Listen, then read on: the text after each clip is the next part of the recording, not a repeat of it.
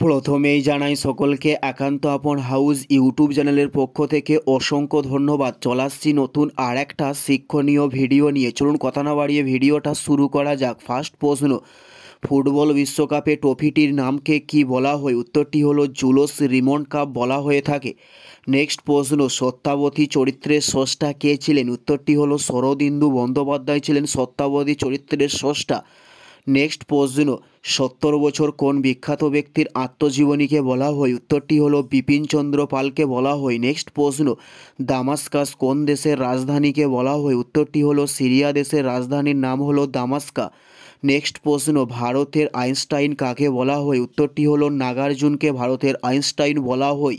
উত্তরটি হলো নাগার্জুনকে। নেক্সট প্রশ্ন, থাইল্যান্ডের স্থানান্তর কৃষির নামকে কি বলা হয়? উত্তরটি হলো তামরাই বলা হয় থাইল্যান্ডের স্থানান্তরিত কৃষির নামকে।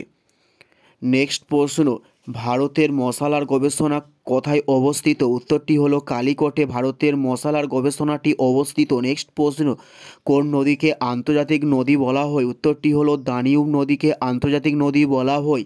নেক্সট প্রশ্ন, আরটিআই এই শব্দটির অর্থকে কি বলা হয়? উত্তরটি হলো রাইট টু ইনফরমেশান। আরটিআই এই শব্দটির অর্থকে বলা হয়।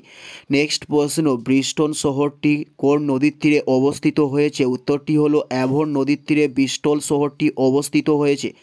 এটাই ছিল এই ভিডিওর লাস্ট প্রশ্ন। আর কোন ধরনের শিক্ষণীয় ভিডিও আপনারা প্রতিদিন দেখতে চান অবশ্যই কমেন্টে লিখে জানাবেন। পুরো ভিডিওটা দেখার জন্য অসংখ্য ধন্যবাদ।